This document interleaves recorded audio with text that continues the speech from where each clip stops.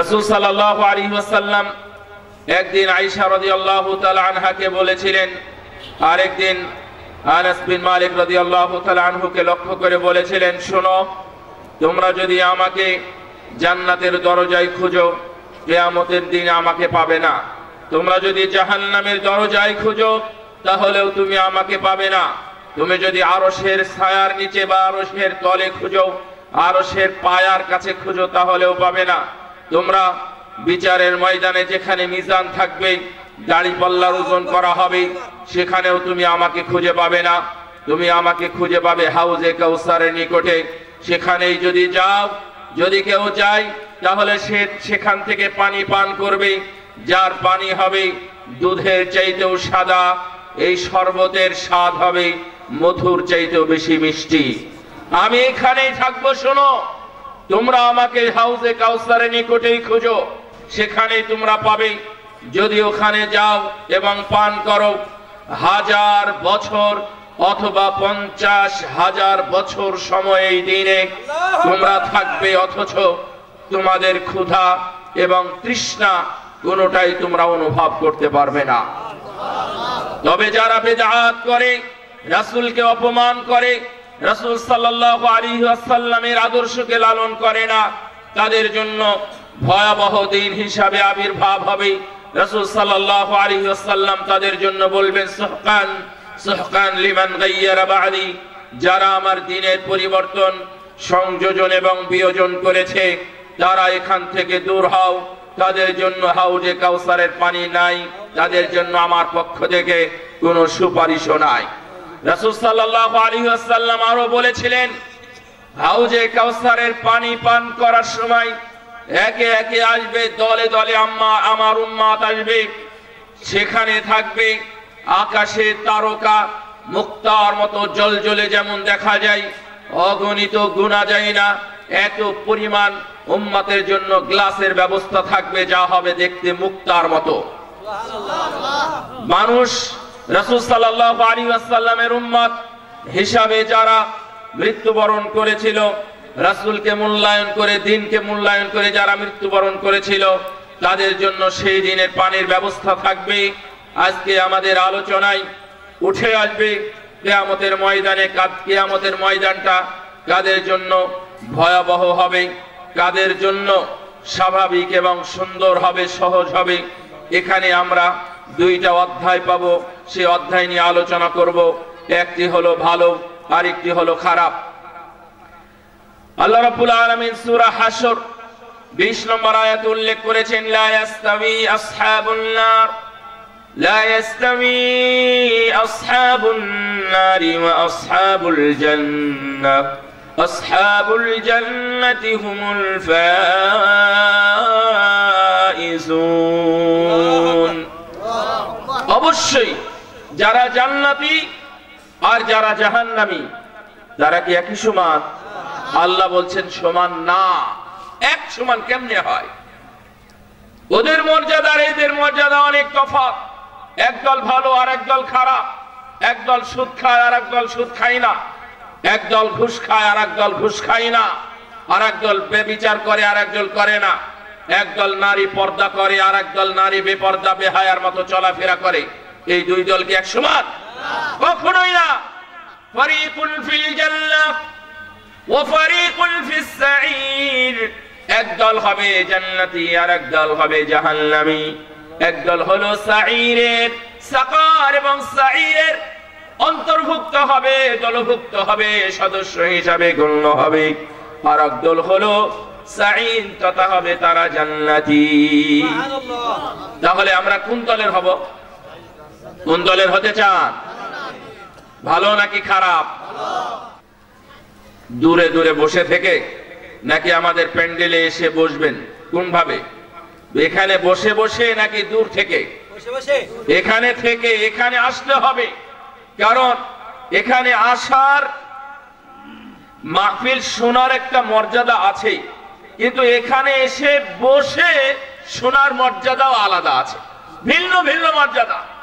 কারণ আল্লাহ রাব্বুল আলামিন খুশি হন, বলেন, এই ফেরেশতারা তোমরা দেখো, ওয়াযাকারাহুমুল্লাহু ফী মান ইনদা, আল্লাহর কাছে সম্মানিত যে ফেরেশতারা থাকে তাদেরকে বলেন, তোমরা না নিষেধ করেছিলে আমার এই বান্দাদেরকে মানুষকে তৈরি করতে, দেখো আমার জন্য এই দ্বীন শিখার জন্য এই আরামের নরম এবং গরম বিছানা রেখে ঠান্ডার মধ্যে তারা এসে বসে আছে। দেখো আমাকে দেখে নাই, না দেখে জান্নাত দেখে নাই, জাহান্নাম দেখে নাই, না দেখে আমার ভয়ে, আল্লাহর ভয়ে, জাহান্নামের আগুনের ভয়ে এবং জান্নাতের লোভে এখানে এসে বসে আছে। সুবহানাল্লাহ। আল্লাহ রাব্বুল আলামিন এই খুশি হয়ে ফেরেশতাদেরকে লক্ষ্য করে বলেন, উশহিদুকুম আন্নী ক্বাদ গফারতু লাহুম, শোনো ফেরেশতারা, তোমাদের সামনে সাক্ষী রেখে আমি এদের সবাইকেই ক্ষমা করে দিলাম।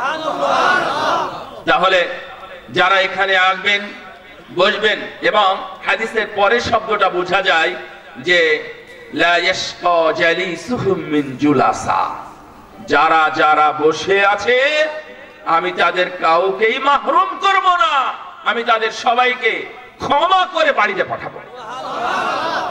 ক্ষমা হবে আমাদের, আমরা ক্ষমাপ্রাপ্ত হব, মাগফুরদের অন্তর্ভুক্ত হব ইনশাআল্লাহ। আল্লাহ চাইলে আজকে রাতেই আমাদের শেষ হতে পারে, কিন্তু আমাদের কোনো গুনার জন্য ইনশাআল্লাহ আমাকে জিজ্ঞাসা করবে না। সুবহানাল্লাহ। কি নিয়াত আছে তো? ইনশাআল্লাহ। চলেন, কিয়ামতের ময়দানটা কেমন ভয়াবহ হতে পারে। আল্লাহ রাব্বুল আলামিন বলেন, ওয়ানুফিখা ফিস সূর ফাসাইকা মান ফিস সামাওয়াতি ওয়া মান ফিল আরদ ইল্লা মান শাআল্লাহ। কিয়ামতের আগে ফুৎকার দেওয়া হবে, বাঁশিতে ফুৎকার দেওয়া হবে। ফুৎকার দেওয়ার সঙ্গে সঙ্গে আসমান এবং জমিনবাসী যত প্রাণী আছে তারা সবাই বেহুশ হয়ে যাবে, মারা যাবে। সুম্মা নুফিখা ফীহি উখরা, দ্বিতীয়বার আবার ফুৎকার দেওয়া হবে। ফাইদাহুম কিয়ামুন ইয়ানদুরুন, তারা উঠে দাঁড়াবে, উঠে দাঁড়িয়েই তাকিয়ে থাকবে, দেখবে যে আগুন। ওয়াশরাকাতিল আরদু বিনুরি রাব্বিহা ওয়াবুদিআল কিতাব ওয়াশরাকাতিল আরদু বিনুরি রাব্বিহা, এই রবের প্রতিপালক এমন এক আগুন জ্বালাবেন, এমন এক লাইট জ্বালাবেন, এই আগুনের কারণে তারা যারা দুনিয়াতে ছিল, যারা উঠেছে দ্বিতীয় ফুৎকারে, দুনিয়াতে যত প্রাণী ছিল তারা সবাই নিচ থেকে উঠবে, কবর থেকে তারা সবাই উঠে যাবে। ওয়াইদান নুফুসু যুওবিজা, স্মরণ করো সেই সময়ের কথা যখন লাশের মধ্যে রূহ দিয়ে দেওয়া হবে। আল্লাহু আকবার। রূহ পেয়ে পিছনে তাকিয়ে দেখবে আগুন, মানে আপনিও দেখবেন আগুন। যারা যেখান থেকে উঠবে তারা সেই অবস্থাতেই আগুন দেখবে। কেমনে সামনে পিছনে হবে সেটা আল্লাহ রাব্বুল আলামিন দেখবেন। আগুন দেখেই তারা সামনের দিকে আগাতে থাকবে। পিছনে আগুন, আর কি দাঁড়িয়ে থাকা যায়? এদিকে আগুন নাই, যেদিকে আগুন নাই সেদিকে তারা দৌড়াতে থাকবে, বেহুশের মতো দৌড়াতে থাকবে, উলঙ্গ হয়ে, বিবস্ত্র হয়ে, নাকের অবস্থায় তারা পালাতে থাকবে। আয়েশা রাদিয়াল্লাহু আনহা বললেন, ইয়া রাসূলুল্লাহ, এটা কঠিন অবস্থা। কিয়ামতের ময়দানে মানুষের পরনে কোনো পোশাক থাকবে না, উলঙ্গ অবস্থায় থাকবে, বিবস্ত্র হবে, তাহলে কেমন কথা হলো? একজন আরেকজনের দিকে তাকাবে যে? রাসূল সাল্লাল্লাহু আলাইহি ওয়াসাল্লাম বললেন, আয়েশা, না, কিয়ামতের অবস্থা এত বেশি ভয়াবহ হবে, একজন আরেকজনের দিকে কি তাকাবে, নিজের দিকেই তার তাকানোর খেয়াল থাকবে না। যখন পিছনে কোনো বাঘ তাড়া করে, আপনি নিশ্চিত আপনার পিছনে বাঘ আছে, আপনার পাটা হঠাৎ করে শামুকে অথবা কোন অস্ত্রে রাখা পাটা কেটে গেছে, আঙ্গুলটা কেটে পড়ে গেছে, পায়ের আঙ্গুল, তো আপনি কি আঙ্গুলটাকে কুড়াতে যাবেন, দেখতে যাবেন, নাকি পালাবেন? তার চাইতে ভয়াবহ অবস্থা কি? পিছনে বাঘ। তাহলে কি ওই পায়ের জন্য বসে থাকবেন, দেখবেন রক্ত বন্ধ করা যায় কিনা, কোনো কিছুর ব্যবস্থা করবেন, নাকি দৌড়াতে থাকবেন? পা কাটা কি ছোট বিষয় না বড় বিষয়? অনেক বড় বিষয়। পা কাটা ছোট বিষয়? এটা পা কেটে গেছে, এটা ছোট বিষয় বলছেন কেন? এটা অনেক বড় বিষয়। কিন্তু অনেক বড়র কাছেও আপনার পিছনে যে বাঘ আছে এটা আরো বড়।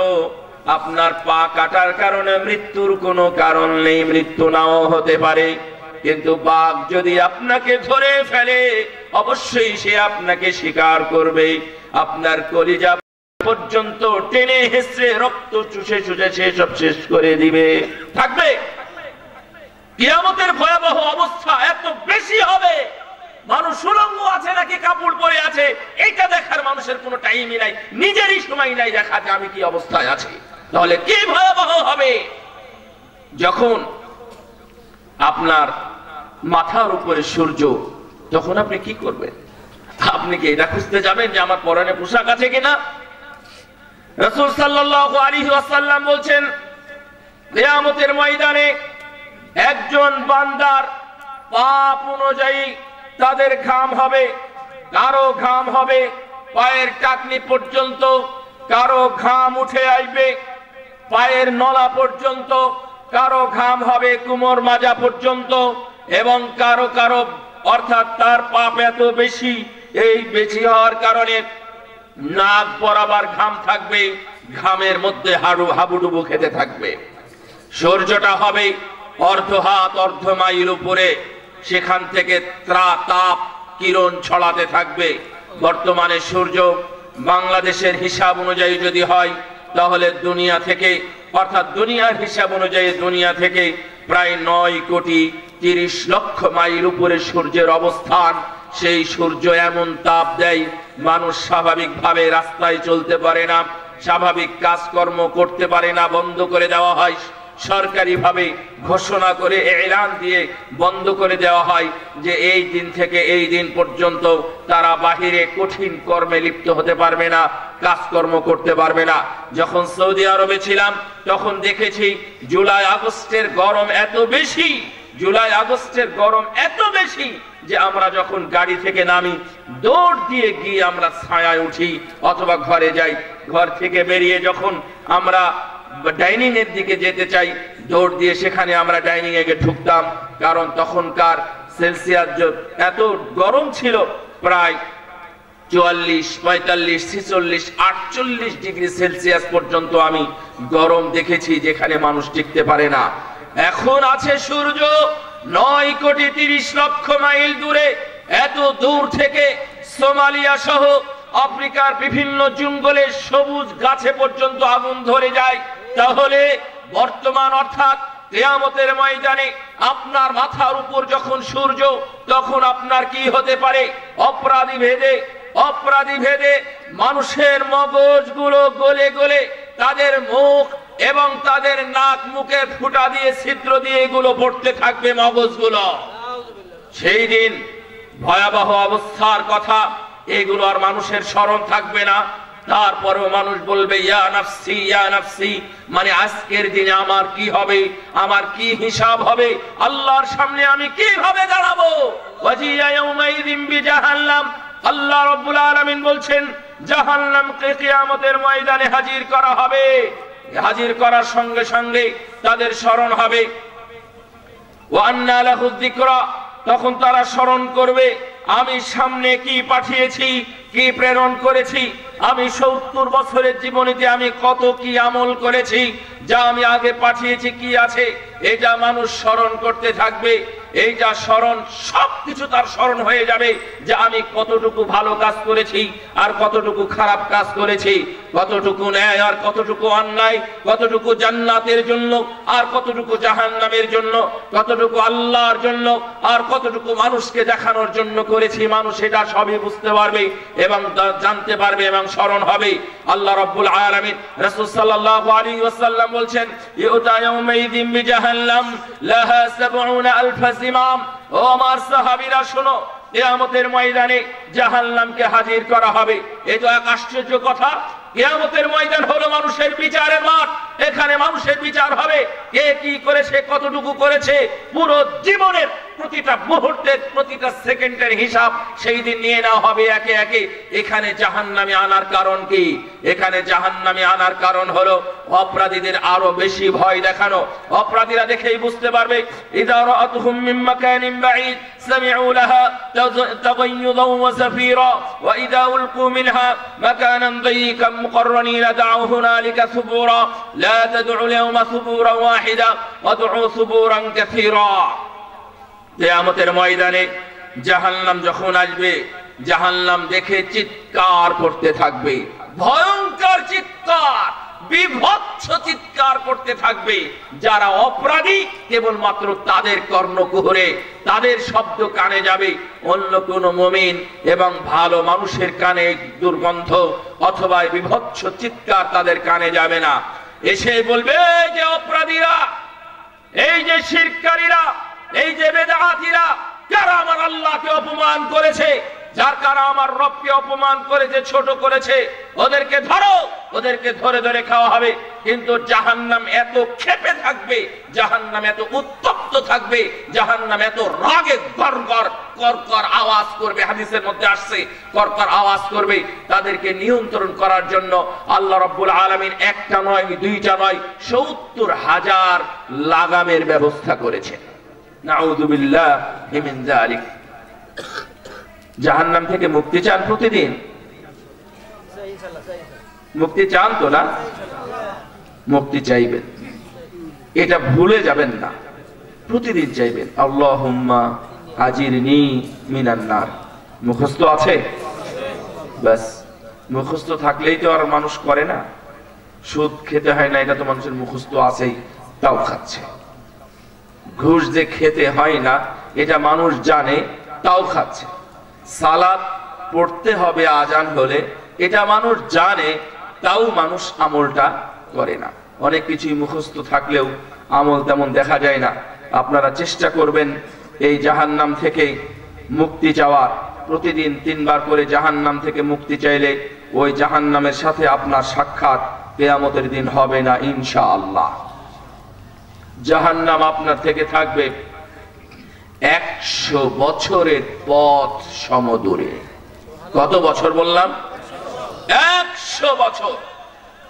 অন্য হাদিস, দুইটা সহিহ বুখারীর হাদিস, রাসূলুল্লাহ সাল্লাল্লাহু আলাইহি ওয়াসাল্লাম বলছেন যে ৭০ বছরের পথ সম। ৭০ বছরে হেঁটে গেলেও আপনি কত দূর যেতে পারবেন? ৭০ বছরে একটা বাহনে, দ্রুতগামী বাহনে গেলে আপনি কত দূর যেতে পারবেন? তার মানে জাহান্নামের সাথে সাক্ষাতের কোন ইতিহাসই নাই। জাহান্নাম আপনার থেকে বহুত বহুত বহুত দূরে থাকবে যদি আপনি জাহান্নাম থেকে মুক্তি চাইতে পারেন। জাহান্নাম আল্লাহকে বলবে, আল্লাহ ওই লোক আমার থেকে মুক্তি চেয়েছে, ওর সাথে আমার সাক্ষাৎ ঘটায় না, ওকে আমার থেকে দূরে নিয়ে যাও, ওকে জান্নাতের দিকে নিয়ে যাও।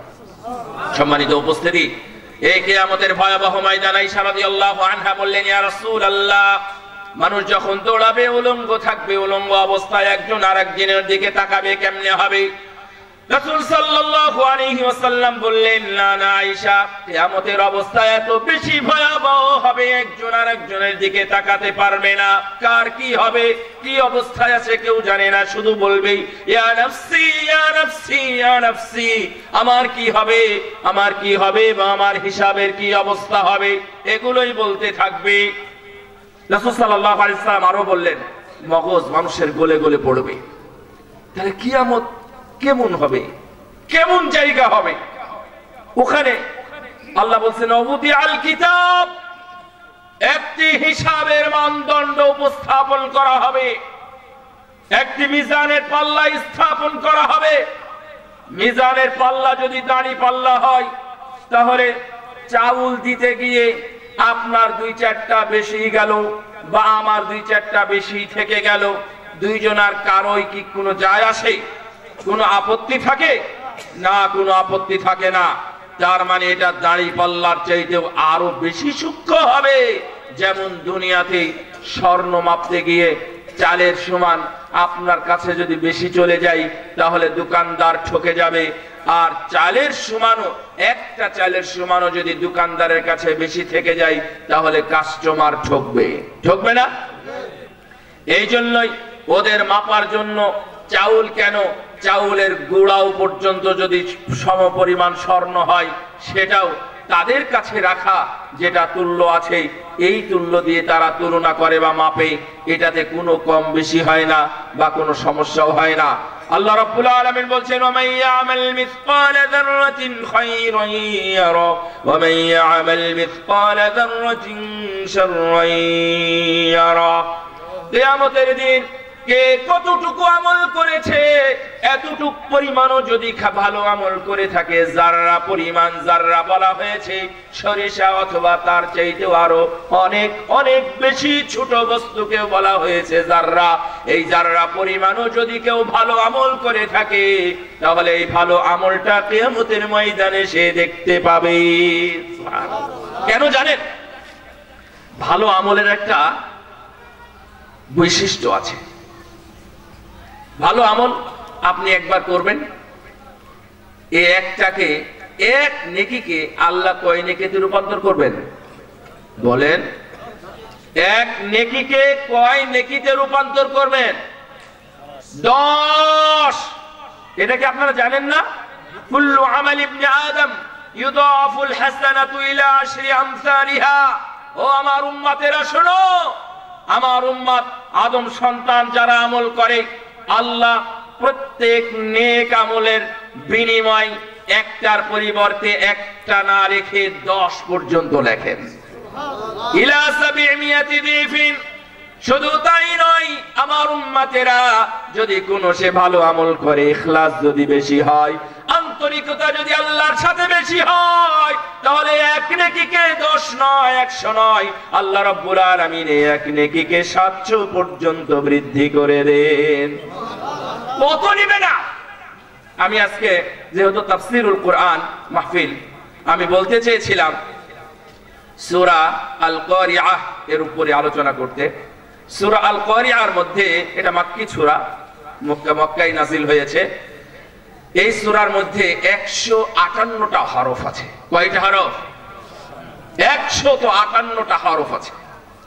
মাত্র 26টা বা 26টার মতো, না আরো বেশি হবে,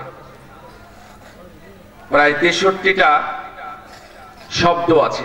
43টা শব্দ আছে, 158টা এর মধ্যে হরফ আছে। যদি বিসমিল্লাহ সহ হয় তাহলে 108, 9, 17, 77, 177টা হরফ আপনারা তেলাওয়াত করতে পারবেন। এই 177কে যদি 700 দিয়ে গুণ করা হয়, কারণ আপনারা এখানে যারা আছেন খুব আন্তরিকতার সাথে মন ভরে তেলাওয়াত করতে পারবেন, করতে পারবেন না?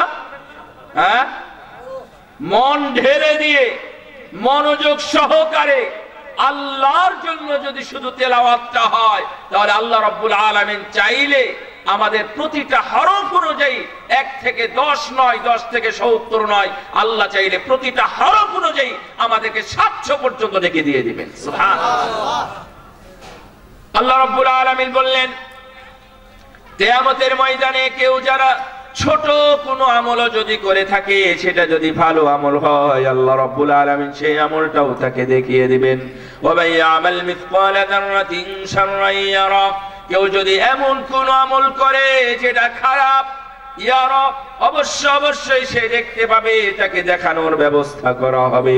সুতরাং তুমি জীবনে কোনোদিন কোনো সময় যদি জুলুম করে থাকো, কোনোদিন যদি সালাতে অলসতা করে থাকো, কোনোদিন যদি তুমি ব্যভিচার করো, হাতের ব্যভিচার, পায়ের ব্যভিচার, অথবা চোখের হোক, কানের হোক, অন্তরের হোক, জিহ্বার হোক, যে কোনো ব্যভিচার হোক না কেন, কিয়ামতের ময়দানে তোমাকে অবশ্যই দেওয়া হবে এবং দেখানো হবে, দেখো তোমার কি আমল করেছিলে, সবগুলো দেখানো হবে। বান্দারা তখন দেখবে, লা ইউগাদিরু সাগীরাতান ওয়ালা কাবীরাতান ইল্লা আহসাহা। কিয়ামতের দিন দেখে বলবে, হায় রে, এ তো কি ধরনের লেখা, না ছোট না বড়, কোনোটাই তো ছাড় দেওয়া হয়নি, সব বিষয়গুলো এখানে লিখে দিয়েছে। সেই দিন যারা ভালো তাদের জন্য তো খুবই ভালো, আর যারা খারাপ তাদের জন্য আরো বিপদ চলে আসবে। আল্লাহ রাব্বুল আলামিন বলছেন, যখনই দেখবে জাহান্নাম অপরাধীদের, তখনই করকর আওয়াজ করতে থাকবে, তখন জাহান্নামীরা তথা অপরাধীরা পালাতে থাকবে। আল্লাহ বলবেন, এই ফেরেশতারা ওদেরকে ধর, ওরা যায় কোথায়? কিয়ামতের ময়দানে কত ঘটনা ঘটবে, ওদেরকে ধরা হবে, ধরে ধরে শিকল দিয়ে বাঁধা হবে, বেঁধে জাহান্নামের মধ্যে জোরপূর্বক নিক্ষেপ করা হবে এবং কুয়ার মধ্যে, কূপের মধ্যে নিক্ষেপ করা হবে। ওই কূপের মধ্যে, যেই কূপের মধ্যে কোনো অক্সিজেন নাই। লা ইলাহা ইল্লাল্লাহ। সেইখানে একজন মানুষ কেমনে থাকে? অক্সিজেন না থাকলে মানুষ বাঁচতে পারে? বাঁচবে না, আবার মরবেও না। তখন বলবে দাউ হুনালিকা সুবুরা, তারা বলবে আল্লাহ তুমি আমাদেরকে মৃত্যু দাও, মৃত্যু দাও। আল্লাহ বলবেন লা তাদউল ইয়াওমা সুবুরান ওয়াহিদা ওয়া দুউ সুবুরান কাসীরা। না রে, একবার কেন, হাজারবার মৃত্যু চা, তাও তোদের মৃত্যু হবে না। একবার কেন, হাজারবার চাইলেও তোর মৃত্যু হবে না। এইটা কাদেরকে বলবে? যারা দুনিয়াতে মরতে চাইতো না, আখেরাতে কি করবে? মরতে চাইবে। মরণ হবে? মরণ হবে না। সুতরাং আপনার যেহেতু ওখানে মরণ হবে না, দুনিয়াতে মরণ আছে, এটা একটি ভালো অধ্যায় মনে করবেন। মৃত্যুর মাধ্যমে মানুষকে যেহেতু সমাধান দেওয়া হয়, মৃত্যুর মাধ্যমে যেহেতু একটা ফাইসালা তৈরি হয়ে যায় যে আমি ভালো নাকি খারাপ, তাহলে আপনি সর্বদাই চেষ্টা করুন আপনি ভালোটাই উপহার দিন, আপনার মৃত্যুটা যেন ভালোভাবেই হয়। চেষ্টা করলে কি সম্ভব নাকি অসম্ভব? ভালো মৃত্যু কি অসম্ভব? এটা সম্ভব। এই জন্যই وأشرقت الأرض بنور ربها ووضع الكتاب وجيء بالنبيين والشهداء وقضي بينهم بالحق وهم لا يظلمون। আল্লাহ রাব্বুল আলামিন বললেন, কিয়ামতের ময়দানে নবী এবং শহীদদেরকে উঠানো হবে। নবী এবং শহীদদেরও মাপ নেই, যারা শহীদ যারা নবী তাদেরকেও সেই দিন হাজির করা হবে। ওয়াকুদিয়া বাইনাহুম বিল হক, এবং তাদেরকে হকের মাধ্যমে, হক মানদণ্ডের মাধ্যমে তাদের বিচার করা হবে। ওয়াউফিয়াত কুল্লু নাফসিম মা আমিলাত ওয়া হুয়া আ'লামু বিমা ইয়াফআলুন, এবং তাদের নেক, তাদের পুরস্কারগুলো দিয়ে দেওয়া হবে। আর একজন মানুষই সবচেয়ে ভালো জানে সে কি আমল করে এসেছে আর কি পাপ পাঠিয়েছে, কি প্রেরণ করেছে। আল্লাহ রাব্বুল আলামিন সূরা হাশরের মধ্যে বলছেন, ইয়া আইয়ুহাল্লাযীনা আমানুত্তাকুল্লাহ, হে ঈমানদারেরা তোমরা আল্লাহকে ভয় করো, ওয়াল তানজুর, এবং খেয়াল করো, লক্ষ্য করো, ওয়াল তানজুর নাফসুম মা কদ্দামাত লিগাদ, প্রত্যেক মানুষ, প্রত্যেক প্রাণীরই জানা উচিত, খেয়াল করা উচিত আগামী কালকের জন্য সে কি পাঠিয়েছে, কি প্রেরণ করেছে।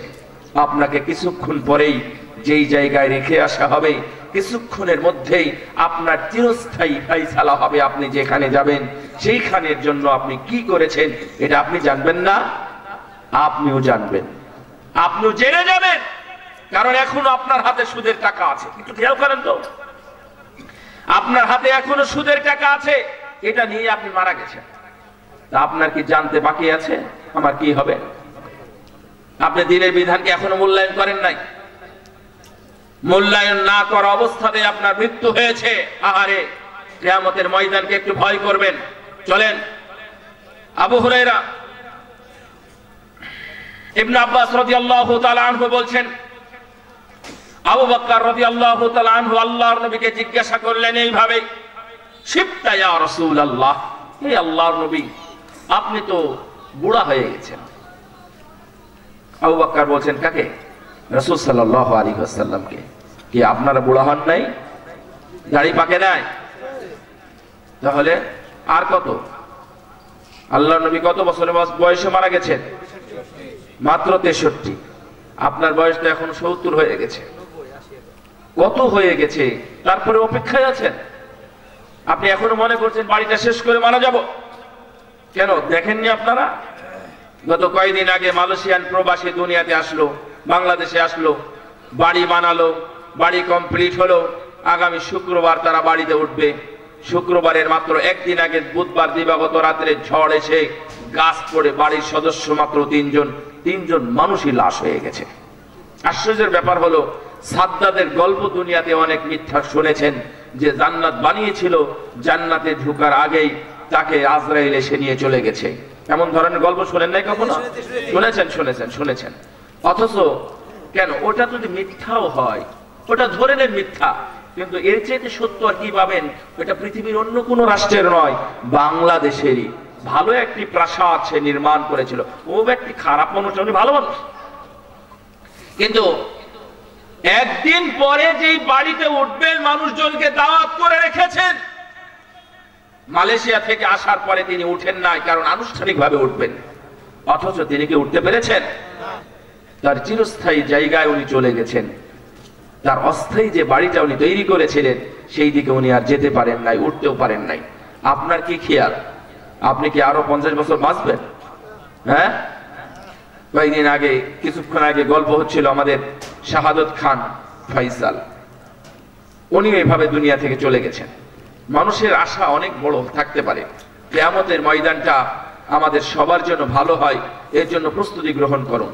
আবু বকর রাদিয়াল্লাহু তাআলা আনহু বললেন, শিবকা ইয়া রাসূলুল্লাহ, আল্লাহর নবী আপনি বুড়া হয়ে গেছেন। যখন এই কথা বললেন, আবু বকর, আল্লাহর নবী বললেন, শাইয়াবাতনিল ইয়াহুদ শাইয়াবাতনিল হুদ, আমাকে হুদ, সূরা হুদ ওয়াল ওয়াকিআ ওয়া আখওয়াতিহা ওয়া আম্মা ইয়াতাসালুন ওয়া ইযাশ শামসু কুওয়িরাত ওয়া ইযাস সামাউ ফাতারাত, আমাকে বুড়া করে দিয়েছে সূরা হুদ, সূরা ওয়াকিআ, আম্মা ইয়াতাসালুন, ইযাস সামাউ ফাতারাত, ইযাশ শামসু কুওয়িরাত ওয়া ইযাশ শামসু ওয়া ইযান নুজুমু কাদারাত, ইযাশ শামসু কুওয়িরাত ওয়া ইযাস সামাউ ফাতারাত ওয়া ইযাস সামাউ শাক্কাত। এই সূরাগুলো আমাকে বৃদ্ধ করে দিয়েছে, কারণ এই সূরার মধ্যে কিয়ামতের কথা আছে। কিয়ামতের কথা আসলেই আমার বেশি স্মরণ হয় কিয়ামতের ময়দানে আল্লাহর সামনে আমি কি বলে দাঁড়াবো। আল্লাহু আকবার। আল্লাহর নবী আগের পিছে সব গুনাহ ক্ষমা করা হয়েছে। আল্লাহর নবী নিজেই ভাবতেছে, ওই চিন্তায় আমি বুড়া হয়ে গেছি গো আবু বকর রাদিয়াল্লাহু আনহু, ওই চিন্তায় আমি বুড়া হয়ে গেছি, আমার চুল দাড়ি পেকে যাচ্ছে। আসলে আমি বুড়া হইনি, এই সূরাগুলো আমাকে বুড়া করে দিয়েছে। আপনি কখনো পড়েছেন এই সূরাগুলো? মনে হয় কি আছে সূরার মধ্যে? কখনোই পড়েন নাই। দেখেন, ইযাস সামাউ ফাতারাত, স্মরণ করুন সেই সময়ের কথা যখন আসমানগুলো ভেঙে চুরমার হয়ে যাবে। ওয়া ইযাল কাওয়াকিবু ইনতাসারাত, স্মরণ করুন সেই সময়ের কথা যখন নক্ষত্র রাজিগুলো ভেঙে চুরমার হয়ে যাবে। ওয়া ইযাল বিহারু ফুজ্জিরাত, এবং যখন সাগরে উত্তাল হবে এবং আগুন ধরে যাবে। ওয়া ইযাল কুবুরু বুসিরাত, এবং কবরগুলো, কবরবাসীগুলো উত্থিত হবে, আস্তে আস্তে কবর থেকে উঠবে। আলিমাত নাফসুম মা কদ্দামাত ওয়া আখারাত, এবং তারা জানতে পারবে কবর থেকে উঠেই কি সে কিয়ামতের দিনের জন্য প্রেরণ করেছিল আর কি প্রেরণ করে নাই, কত টাকা দান করেছিল আর কত টাকা দান করতে হতো, কতগুলো সালাত আদায় করেছে আর কতগুলো করতে হতো, এটা সবগুলোই জানবে। ওয়াইদাল বিহারু সুজ্জিরাত, আশ্চর্য কথা, বিশাল পানি রাশি, পানির কাছে গেলে মনে হয় দুনিয়াতে 5 ভাগের 1 ভাগ মাটি আর সবগুলোই পানি। বিজ্ঞানীদের ধারণা অনুযায়ী বলতে হয় দুনিয়াতে 3 ভাগের 2 ভাগ পানি, মাত্র 1 ভাগ মাটি। যখন আপনি সমুদ্র সৈকতের সামনে অথবা লোহিত সাগরে, আরব সাগরের সামনে গিয়ে দাঁড়াবেন, তখন আপনি বুঝতে পারবেন আসলে দুনিয়াতে মাটি বলে তেমন কিছু নাই, শুধু দাঁড়িয়ে আছে এই জায়গাটাই মাটি, না হলে পুরো পৃথিবীটাই পানি। আল্লাহ রাব্বুল আলামিন বলছেন, এই বিশাল পানি রাশির মধ্যে যখন সিংহায় ফুৎকার দেওয়া হবে তখন পানিতে আগুন ধরে যাবে। আল্লাহু আকবার। কি মনে করেছেন আপনি? এই আগুনই মানুষকে চারিদিক থেকে জড়ো করে হাসরের ময়দান তথা আরাফাত থেকে শুরু করে সেইখানে জমা করা হবে। আল্লাহ রাব্বুল আলামিন বলছেন, ওয়া ইযাস সামাউ শাক্কাত ওয়া আদিনাত লিরাব্বিহা ওয়া حقت وأذنت لربها وحقت وإذا الأرض مدت সেই দিন দুনিয়াকে টেনে টেনে লম্বা করা হবে। আপনি যেখানে বসে আছেন সেখানে কয়জন মানুষ? আপনি একাই। আপনি কি জানেন আপনার নিচে যদি খোঁজ করা যায় হয়তোবা আরো 2 জন 4 জন ডজন খানেক বা এক হালি মানুষ পাওয়া যেতে পারে। তাহলে এত মানুষ দুনিয়াতে থাকবে কোথায়? আল্লাহ রাব্বুল আলামিন বলছেন ভয় পাওয়ার কোনো কারণ নাই, কিয়ামত তো হবেই, হাজির তো হতেই হবে। এই জন্য আল্লাহ এই দুনিয়াকে টেনে টেনে লম্বা করে দিবেন। আল্লাহু আকবার। ইলা শামসু কুওয়িরাত, হে নবী আপনি স্মরণ করুন সেই সময়ের কথা যখন সূর্য আলোহীন হয়ে যাবে, সূর্য আর আলো দিবে না, এই দুনিয়াটা অন্ধকার হয়ে যাবে। ইলা শামসু কুওয়িরাত ওয়া ইদান নুজুমু কাদারাত, এবং নক্ষত্ররাজিগুলো একে একে খুলে খুলে পড়ে যাবে। ওয়া ইদান নুজুমু কাদারাত ওয়া ইদাল জিবালু সুয়িরাত ওয়া ইদাল ইশারু উত্তিলাত। আবার যখন স্মরণ করুন সেই সময়ের কথা যখন ওয়া ইদাল জিবালু সুয়িরাত, এবং পাহাড়গুলো চলা শুরু হবে। ওয়া তাকুনুল জিবালু কাল ইহনিল মানফুশ, বাঁশির ফুৎকারে এমন আওয়াজ হবে পৃথিবীর সবকিছু ভেঙে চুরমার হয়ে যাবে। এমনকি তুমি সেই দিন দেখতে পাবে বড় বড় পাথরের পাহাড়, বড় বড় বড় বড় জাবাল তথা পাহাড়গুলো, এমনকি তুর পাহাড়, উহুদ পাহাড়ের মতো বড় বড় পাহাড় সেই দিন খালি চোখে যেটা দেখা যায় না, বেগুনি কালারের মতো দেখা যায় অন্য কোনো চশমা দিয়ে বা রোদের ছাটার কারণে। যখন দেখা যায় তুমি দেখবে বড় বড় পাহাড়গুলো এইভাবে ধূলিত হয়ে গেছে।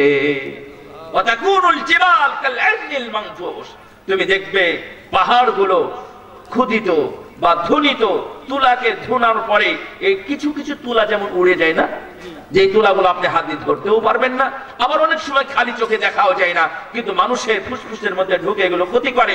আল্লাহ রাব্বুল আলামিন বলছেন আরে সেই দিন পাহাড়গুলো এমন ভাবে সাতু সাতু করা হবে, পাউডার করে দেওয়া হবে, এগুলো এমনিতেই উঠতে থাকবে। ওয়াইদাল জিবালু সুয়িরাত ওয়াইদাল ইশারু উত্তিলাত। দুনিয়ার সবচেয়ে মূল্যবান জিনিস হলো মানুষের কাছে একটা উট, গর্ভবতী উট যার পেটে বাচ্চা আছে। যখন ফুৎকার দেওয়া হবে মানুষ দেখবে আমার উটের বাচ্চা হবে, বাচ্চা হচ্ছে, অথচ মানুষ সেটা দেখেও চলে যাবে, বাচ্চার জন্য সেদিকে যাবে না। মানুষ তো দুনিয়াতে সম্পদ নিয়েছিল, কিন্তু সম্পদ তাদের চোখের সামনে তুলে ধরা হবে বটে, কিন্তু কেউ সম্পদের জন্য সামনে যাবে না।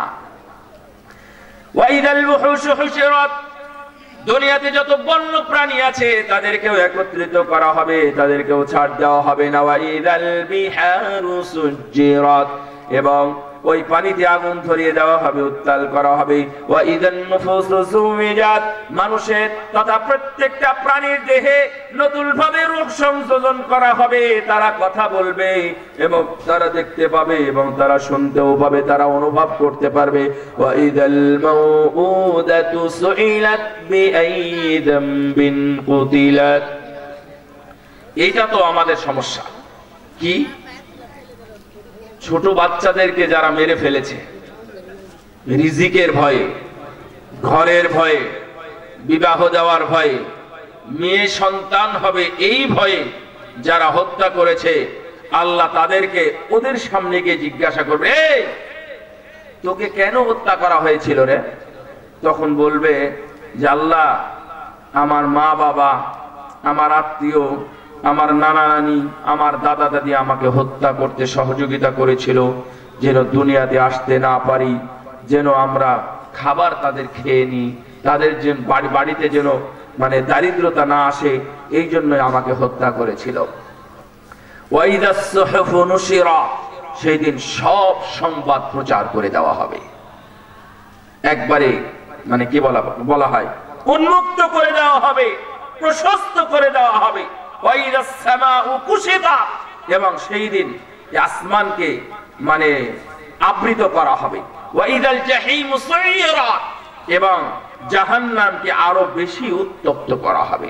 আলিমাত নাফসুম মা কদ্দামাত ওয়া আখার, আলিমাত নাফসুম মা আহদারাত, মানুষ সেদিন জানবে কি সে সেই দিন উপস্থিত করেছে। কি উপস্থিত করেছেন আপনি? যদি উপস্থিত না করেন তাহলে উপস্থিতির জন্য আপনি আজকে একটু প্রস্তুতি নেন। কিভাবে প্রস্তুতি নেবেন এবার শুনেন।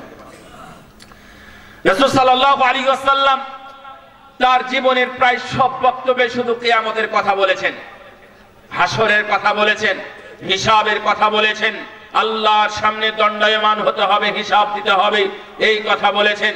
একজন সাহাবী কথা শুনে, বক্তব্য শুনে বললেন, ইয়া রাসূলুল্লাহ মাতা তাকুমুস সাআ, কিয়ামত কখন হবে? আল্লাহর নবী বললেন, ওয়া মাযা আযাত্তা লাহা, কিয়ামতের প্রশ্ন করো তুমি, মানে তোমার কিয়ামতের জন্য কি প্রস্তুতি আছে? সাহাবী তুমি বললেন, আমি তেমন কোনো প্রস্তুতি নিতে পারি না, আমার প্রস্তুতি হলো আল্লাহ এবং তার রাসূলকে আমি ভালোবাসি। কি করতে হবে? আল্লাহর নবীকে, আল্লাহকে ভালোবাসতে হবে। ভালোবাসেন না? কাকে ভালোবাসেন? আপনারা কি আল্লাহ এবং তার রাসূলকে ভালোবাসেন? জোর করি বলার কি হয় বলেন তো? ভালোবাসা মানে কিভাবে ভালোবাসবেন? হ্যাঁ, বিধান মেনে রাসূলের আনুগত্য করে, এই তো। তার রাসূলের আনুগত্য নাই তো, তাহলে আপনি কেমনে ভালোবাসবেন? দাওয়াত দেন, বাড়িতে আসুক, খেয়ে দিয়ে চলে যাক, ভালোবাসা সম্পন্ন হবে। দাওয়াত দিতে পারবেন? কিছু দান খয়রাত পাঠিয়ে দেন মদিনায়, কিছু গিফট পাঠান, সোনা রূপা টাকা পয়সা, আপনার এলাকার মুসলিম পোশাক, এগুলো পাঠান, কাজ হবে? একমাত্র পদ্ধতি কোনটা? আদর্শ মেনে চলা। লাকাদ কানা লাকুম ফি রাসূলিল্লাহ উসওয়াতুল হাসানাহ, তোমাদের জন্য উত্তম আদর্শ লুকিয়ে আছে রাসূলের মধ্যে, অন্য কোন ব্যক্তির মধ্যে নয়, অন্য কোন গোষ্ঠীর মধ্যে নয়, অন্য কোন রাজনৈতিক ব্যক্তির মধ্যে না, অন্য কোন প্লেয়ারের মধ্যে নয়, অন্য কোন যে কোন ক্রীড়া জগতের প্লেয়ার, চিত্র জগতের প্লেয়ার, কারো মধ্যেই নয়। তোমার জন্য মুসলিম, তোমার জন্য উত্তম আদর্শ লুকিয়ে আছে তোমার নবীর মধ্যে। তুমি যদি আদর্শিক হতে চাও, আদর্শ সন্তান হতে চাও, তাহলে নবীর আদর্শ মেনে চলো, নবীর আদর্শ লালন করো, নবীর আদর্শ অনুযায়ী তুমি জীবনকে গড়ো, ইনশাআল্লাহ কিয়ামতের দিন তুমি লাভবান হবে। আল্লাহর নবী বললেন, তাহলে ঠিক আছে, আলতামা মান আহবাবতা, তোমার উত্তরটা সুন্দর। তুমি যদি আল্লাহর নবীকে ভালোবাসো, কিয়ামতের ময়দানে, হাসরের ময়দানে এবং জান্নাত তোমার নবীর সাথেই হবে। কার সাথে? কার সাথে হাসর হবে? নবীর সাথে। তাহলে আপনারা কি করবেন? রাসূলকে ভালোবাসবেন না? তাহলে কিয়ামতের ময়দানে পারাপার হওয়ার জন্য এক নম্বর পদ্ধতি হলো ওই কঠিন দিন, ভয়াবহ দিন, বিভীষিকা দিন, দুর্ভিক্ষের দিন, কিনা বেচা হয় না এমন দিনে, হিসাবের দিন, আল্লাহর সামনে দণ্ডায়মানের দিন, এক নম্বর কৌশল, এক নম্বর পলিসি হলো যে আপনি আল্লাহ এবং তার রাসূলকে ভালোবাসবেন। পারবেন? তাহলে আজ থেকে শুরু করেন আল্লাহ এবং তার রাসূলকে ভালোবাসতে।